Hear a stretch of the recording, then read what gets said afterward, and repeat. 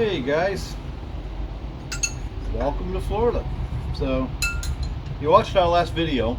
Um, you saw we were extremely helpful when we found the blown head gasket. Well, you can see we're going deeper now. Yeah, it's got some noise in it. I'm pretty sure it must have ran longer without oil than I thought. So, we are in the process of pulling the motor.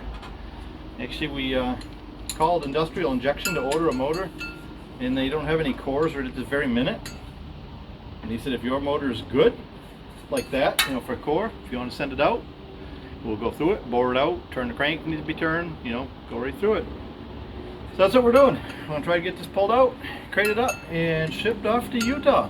So we'll bring you back here as we get tearing down, show you what the clutch looks like. And we're going to just go ahead and go for broke this time. I'm putting a new radiator in it, new clutch, just go right through it. And yeah, hope for the best. So stay tuned, we'll bring you back. Okay, so now what I need you to do, find a piece of cardboard and draw me a picture of that front cover.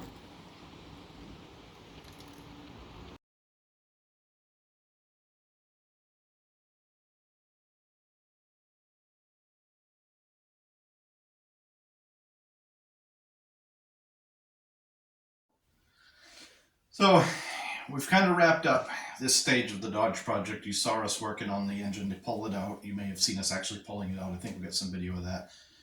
It was kind of a little hectic because we were in a hurry. The reason for that, I called Industrial Injection. I pulled the trigger on a brand new remanufactured long block, the whole kit and caboodle. He called me back and he said, hey, we got a problem. We don't have an actual core, an engine core that I feel comfortable using right now. They're not going to be any coming in for a couple of weeks. We had a discussion. I said, my engine runs real well. It just has a rod knock that's not, I don't believe it's a spun bearing. 99.99% sure we did not spin a bearing. I think we just wore the bearings out from the antifreeze being in there and lack of oil. So above 2200, it had a pretty good rod rattle. I would have run it for a while, but I'm pretty sure it would have spun a bearing or thrown a rod, and there's no sense in destroying it. So they were excited that I had a running engine, just had 300,000 on it. We were excited because that means we get our engine back. We know the block.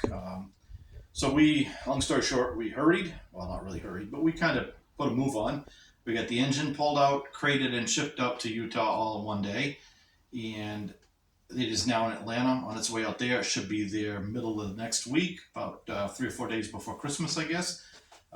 So yeah, that's kind of where we're at. That's why we're hurrying. That's why we didn't really bring you along for a lot of that. But now we're here. The truck is clean, ready for a new motor. Everything's done out there. We've got all the parts in here. We've been ordering parts. We've got our new belts. We've got our new radiator hoses. All of our gaskets and pieces over there. We've got a couple of little odd stragglers coming in from, I think, Power Driven Diesel next week. And I think we're in really good shape. The clutch alignment tool will be here next week from eBay. The clutch actually looks really good. It's got 75-ish thousand miles on it and probably like 7 or 8 years old. So we're going ahead and chosen to reuse that to save $1,000 of a new South Bend clutch.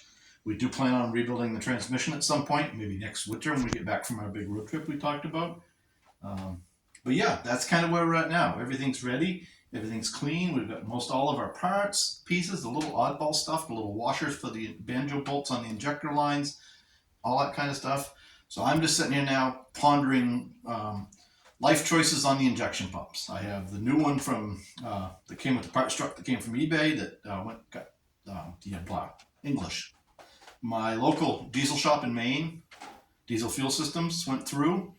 And then I have the original one off the truck, which Diesel Fuel Systems has been in a few times before as well, so we know it's a good pump. The difference in these two, really, for me, they're both supposed to be the same horsepower, they're supposed to be identical, but it's really hard to explain seat of the pants wise. But this one, it seems like you need a lot less throttle travel to do the same amount of work, and that one, you need more throttle travel. So it seems like you're having to work a lot harder to make the same power with that pump as you are this one. I don't really think it is. I think there may be some kind of mechanism in the throttle that's different in that one. That is not off a Dodge truck. I don't know what that came off, but Diesel Fuel Systems told me it was the same horsepower, but it came off something different, maybe a boat, pump, something. I don't know what it came off. So I'm pondering that right now. I'm leaning towards putting this one back on and, setting this up because I like this pump better. And then I can tune this one in, get it how we like it. We can keep that one for a spare. It's a perfectly good running pump, no problem. Just that one quirk that I'm not a huge fan of. But other than that, I think, we're in pretty good shape. We got a new radiator because that was right full of that milkshake. So basically, what happened is, with all that oil in the engine, anything that had antifreeze in it is right full of that goo. The old radiator hoses lined with that goo. Everything. We put dish detergent through it, I think 3 times, 2 or 3 times. Still didn't seem to clean it out. We were, just if we made the choice now, we're putting that much money into a new engine. We're buying a lot of new parts just to make sure that we don't have any contamination. We're not going to change the heater core. It's a pretty small piece that can flush out. Other than that, everything else will be new. We did, this is a big investment, I will say that, but my hope is that motor will outlast me and probably outlast the truck now. We will never put 500,000 miles on that motor, 300,000 miles on that motor, I'm sure. So that motor should last me forever. I did a lot of thinking and pondering and even, shopping after this situation, especially after the head gasket.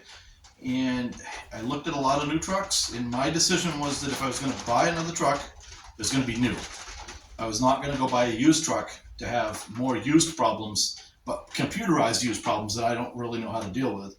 So, at the end of the day, I was going to be $80,000, $90,000 into a new truck versus maybe $10,000 into a new motor. They did out there at Industrial Injection agree to use our power-driven diesel head. They love those guys. They work together a lot. They said they'll run it through the complete machine shop, check it for flatness, cracks, everything else, just to make sure, because they are going to guarantee the whole motor like they would if they built everything themselves. So they are going to run it right through, which I wanted. They're also going to not reuse my ARP head studs. I asked them not to because they've been torqued once in Maine, torqued and retorqued down here after we put the new head gasket on. New head gasket was kind of like a Hail Mary, hope for the best kind of thing.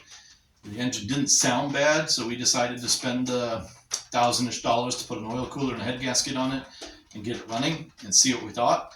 And it became apparent really quickly after the first test drive. It had a little bit of rod rattle. The second test drive, the rod rattle got a lot worse, and we just shut it down. We're not going to ruin the engine. It's too good of an engine to ruin. It's still a good core. So we probably did more damage to it than we know by running it with no antifreeze. Running it with no oil and antifreeze in the oil. Antifreeze is really hard on your bearings and stuff. It will, it'll wipe them right apart. The oil keeps the metal sliding against each other real smooth. The antifreeze almost makes it sticky, I guess, and it peels pieces of the bearing right out. We did not cut open any oil filters originally. We should have, but we didn't. Doesn't really matter. The engine is what it is. And that's kind of it. So we're going to kind of wrap this up. We're sitting here, 7 days before Christmas, 8 days before Christmas, something like that. They're telling me 2 to 3 weeks on the motor. It's going to have 2 holidays in there. I'm expecting probably the end of January is when we might see it back here. So once we get it back here, we'll do a video. We'll do an unboxing because I wasn't able to find a good unboxing video of the industrial injection motors. We'll show you what you should expect when you get it back. In our case, we had to be a lot more in touch with them because we're sending them our motor, and we have some pieces and parts that we didn't know if we could leave on the motor because will they come back to us?